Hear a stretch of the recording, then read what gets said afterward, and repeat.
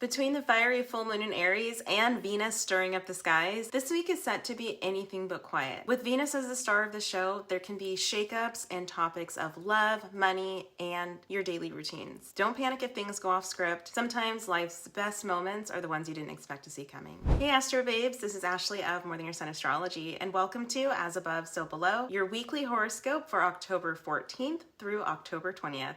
If you're ready to sync your life with the stars, go ahead and hit that subscribe button and I'll show you how. The week literally starts off with a little bit of unsettling, maybe even frustrating themes that come up with the sun making a square to Mars and Venus opposing Uranus. Sun square Mars is classic irritation. Like you're trying to get something done and there's a sense of urgency behind it. You might have a deadline to meet or you have to be somewhere by a certain time, but someone or something is kind of in the way, slowing you down, or going back and forth with you. And it just causes anger and frustration. There's tension for sure. I would try to stay open-minded.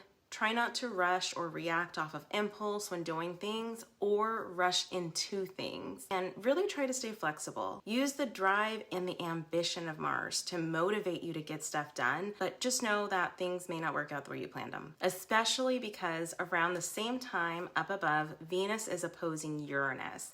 And this can really bring some uneasiness to relationships. It can also bring excitement to relationships, so it's a good time to get out and experience something new. Maybe you go to the same restaurant and you get the same meal every time you get an opportunity to go out to eat. Well, this would be a wonderful chance for you to try something different. Try a new restaurant that you don't normally go to and try a new dish. Now, where we can run into some conflict is if you really want to go to a different restaurant and experience something new, but your partner is gung-ho on sticking to the routine. You want to do something fun, spontaneous, and your partner just wants to do what's comfortable. You know, the same old stuff that you guys always do.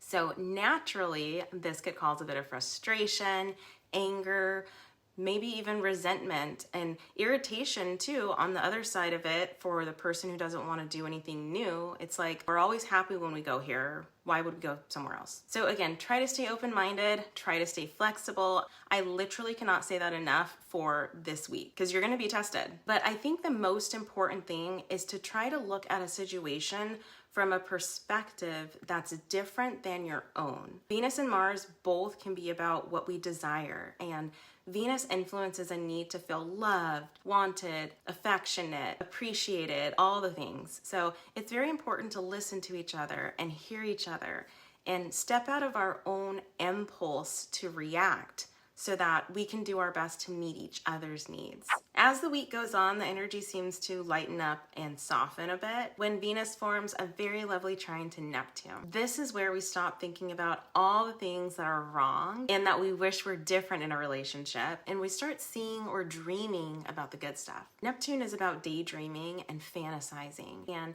the ability to create something beautiful maybe out of nothing. Poets, artists, musicians are all Neptunian type figures. So while the energy is more playful and peaceful even, around this time it would be good to extend an olive branch and smooth over any issues that came up earlier in the week. All right, that brings us to the big event of this week, the full moon in Aries. There's a lot to unpack here with this lunation. Although this full moon is not an eclipse, it is tied to the new moon that took place 2 weeks prior. That was a solar eclipse in Libra. The new moon and the full moon are cycled together. The new moon starts something and the full moon culminates it. So think back 2 weeks ago when we were in the midst of eclipse season. You might even want to go back 2 weeks before that, back to the lunar eclipse in Pisces, which kicked off eclipse season. So what's happened over the past month? What's changed? What new insights have come to your conscious awareness about yourself? And what about your intimate relationships? Your spouse, your children, your parents, your siblings, your business partners. These are the types of intimate relationships I'm talking about. What secrets have come to light and exposed something that you didn't know? Or maybe something that you thought you knew, but you still weren't too sure about. Full moons are a time of illumination. They bring things to light. It's very likely that over the past month or so, there's been a lot of confusion with any number of things depending on where these lunations have been hitting your chart. And this full moon is bringing you clarity, and it's highlighting the path that you can now prepare to take forward. Full moons moons are also a time for release and letting go of thoughts, things, people, ideas who are not ultimately aligned with where we see ourselves in the future. And Aries represents firsts, starts, newness, beginnings. It's the first sign of the zodiac, and so Aries literally charts the course for the rest of the signs that come after. This Aries full moon in particular fully embodies the concept that when something ends, it clears the way for something new to begin. What new stuff do you see taking form in your life? The story's gonna be different for everyone, but everyone will have a story. If you already know what yours is, let me know in the comments. There are gonna be some difficult decisions coming at you that may make you uncomfortable, but it's also challenging you to grow. Aries energy is pushing you to take bold action and make clear and decisive moves to align yourself with what it is that you ultimately desire. Not what you desire on the surface level, not what looks pretty. This is something that will be uncomfortable initially,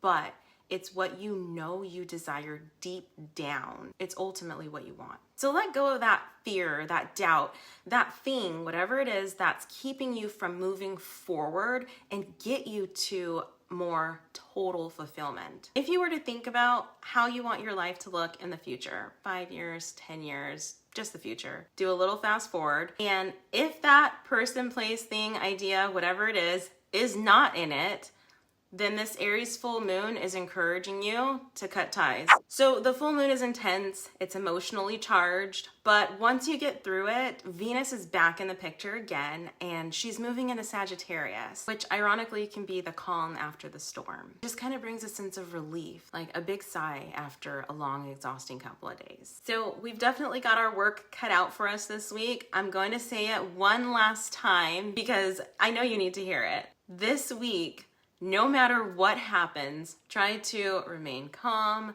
stay flexible, and really use the energy of the full moon to let go of any attachment that you had to an outcome. We're coming off the heels of eclipse season, and what we're being called to do right now is surrender. Just go with the flow, let it happen, but also have the courage in yourself to take the leap of faith to get to what you ultimately desire. Well, that's it for this week. Let me know in the comments if you found this helpful and how you're seeing things show up for you. Don't leave without hitting that subscribe button right now so that you never miss out on what you need to know to stay in sync with the stars. Remember, you can always go to my website, mtysastrology.com, to book a personal reading. And while you're there, grab a free copy of my ebook, Everyday Guide to Parenting Children by Their Moon Signs. Thanks for watching. See you next time.